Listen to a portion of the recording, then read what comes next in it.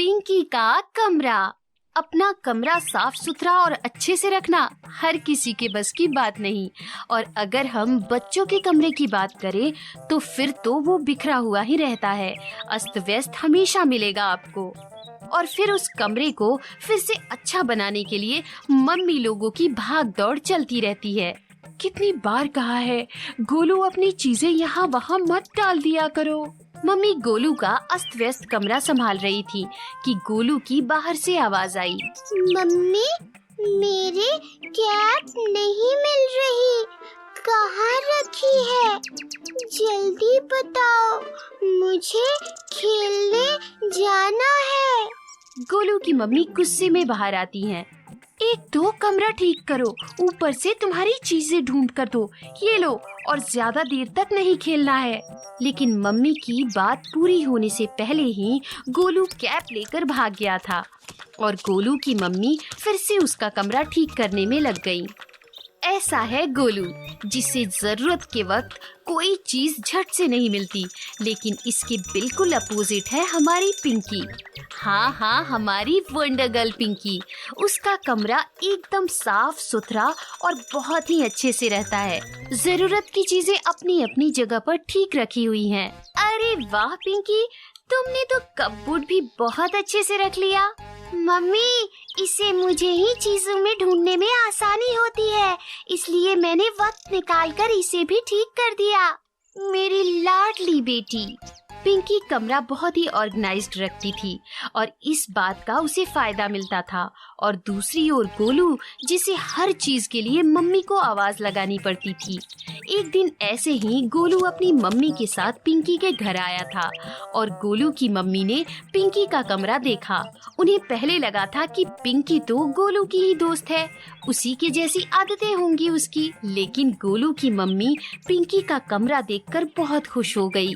वाह, कितना अच्छा साफ और शांत कमरा है तुम्हारा पिंकी, एकदम ऑर्गेनाइज्ड किया है तुमने। थैंक यू आंटी जी। किताबें, खेलने की चीजें अपनी अपनी जगह पर हैं। वाह, मैं तो तुम्हारा कमरा देखकर दंग रह गई हूँ। और हाँ गोलू की मम्मी, ये कमरा अच्छा साफ पिंकी खुद करती है, कभी भी मेरी मदद नहीं लेती है। ये बहुत ही प्यारी बच्ची है। पिंकी, तुम कैसे ये सब कर लेती हो? ये जरा हमारे गोलू को भी बताओ। हमेशा मम्मी ये कहाँ है, मम्मी वो कहाँ है, ऐसा पूछता रहता है ये। मम्मी, आप भी ना कभी कभी मैं चीजें रखकर भूल जाता हूँ। कभी कभी? अच्छा ठीक है। हंसी का ठहाका लगता है। पिंकी की मम्मी और गोलू की मम्मी अपनी बातों में लग जाती हैं। पिंकी गोलू ग्राउंड में खेलने के लिए चले जाते हैं। ग्राउंड में दोनों की इसी डिसिप्लिन के बारे में बात चलती है, लेकिन गोलू जो है वो हमेशा की तरह पिंकी को वंडर गर्ल होने का है ये एडवांटेज मानकर चलता है। देखा, आज तुम्हारी मम्मी ने मेरी भी तारीफ की। हाँ, सच में तुम्हारा कमरा बहुत खूबसूरत है पिंकी। तुम्हारी तारीफ तो होनी ही चाहिए। Thank you. लेकिन तुम वंडर गर्ल हो, इसलिए तुम्हें तुम्हारा कमरा अच्छे से रखना आसान है। तुम अपनी शक्तियों से फटाफट कमरे को ठीक कर सकती हो। मेरे पास कहाँ है शक्तियाँ इतनी? गोलू के चेहरे पर मायूसी छा गई। पिंकी को गोलू का ऐसा उतरा हुआ चेहरा अच्छा नहीं लगा, तो पिंकी को एक आइडिया आया। उसने गोलू को कहा, गोलू, ऐसी शक्ति मैं तुम्हें दे सकती हूँ जिससे तुम अपना कमरा अच्छे से रख पाओगे। पिंकी ने शक्ति के बारे में बात कही तो गोलू एकदम से एक्साइटेड हो गया और पिंकी से पूछने लगा, क्या सच में ऐसा हो सकता है? लेकिन एक शर्त है, चिट्ठी में जो भी मंत्र लिखा है उसे तुम्हें फॉलो करना होगा। ठीक है, तुम मंत्र दे दो, उससे मैं जरूर फॉलो करूँगा। पिंकी गोलू को चिट्ठी पर मंत्र लिखकर देती है। गोलू खुश हो जाता है। उसके बाद पिंकी और गोलू अपने अपने घर चले जाते हैं। घर जाकर गोलू अपनी मम्मी से कहता है, मम्मी, कल से मेरा कमरा भी पिंकी के कमरे की तरह ही साफ और अच्छा होगा। गोलू की ये बात सुनकर उसकी मम्मी बहुत खुश हो जाती हैं। उसे लगता है कि पिंकी ने बहुत अच्छी तरह से समझाया है और उसी के कारण गोलू ने अपना कमरा अच्छे से रखने की बात कही है। गोलू एक्साइटेड होकर अपने कमरे में जाता है और चिट्ठी को खोलता है तो देखता है कि उसमें कोई मंत्र नहीं लिखा हुआ है। हैं?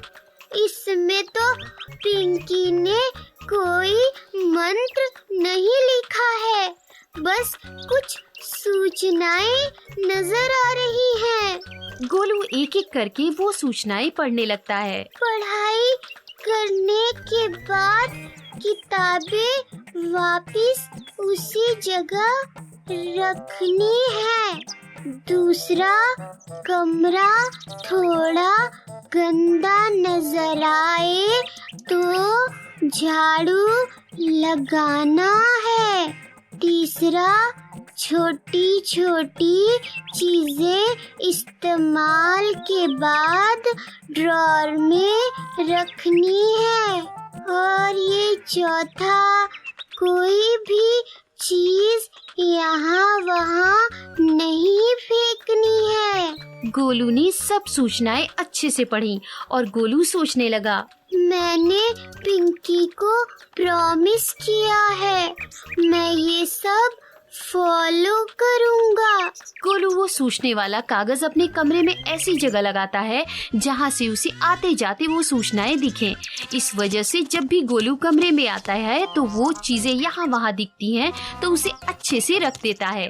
धीरे धीरे गोलू का कमरा भी सुंदर और समेटा हुआ दिखने लगा। अब वो बिल्कुल अच्छे से अपने कमरे को रखता था। इस वजह से गोलू की मम्मी भी गोलू से बहुत खुश होती थी। क्या बात है गोलू बेटा, तुम्हारा कमरा तो काफी अच्छा दिखाई दे रहा है।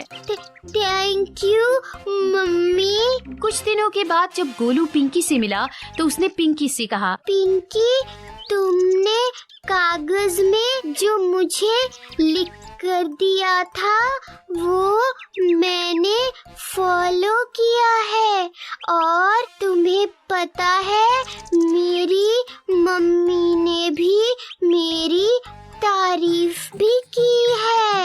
वाह, बहुत बढ़िया गोलू, गुड जॉब। लेकिन गोलू के मन में एक सवाल था जो उसने पिंकी से पूछा, पिंकी, तुमने मुझसे झूठ क्यों कहा कि तुम मुझे सुपर पावर दे रही हो? नहीं नहीं गोलू, मैंने तुमसे कोई झूठ नहीं कहा। मैंने तुम्हें अनुशासन की पावर दी थी जिससे तुम भी डिसिप्लिन में रह सको। गोलू के चेहरे पर फिर से एक सवाल दिखाई देता है तो पिंकी गोलू को समझाती है, इसी अनुशासन के पावर से मैं अपने सारे काम वक्त पर कर पाती हूँ और इसी की वजह से मैं अपने कमरे को अच्छी तरह से रख पाती हूँ जिससे मेरा कमरा अच्छा दिखता है। मतलब वही अनुशासन का पावर अब मुझ में भी आ गया है। हाँ गोलू, बिल्कुल। अब देखना, तुम्हारे काम भी तुम हमेशा वक्त पर कर पाओगे। थैंक यू पिंकी, तुम्हारी वजह से मैं अनुशासन के पावर को जान पाया हूँ। गोलू इसी अनुशासन के पावर से अपने सारे काम करता है, चीजों को सही जगह पर रखता है और अपने कमरे को सुंदर और समेटा हुआ बना के रखता है।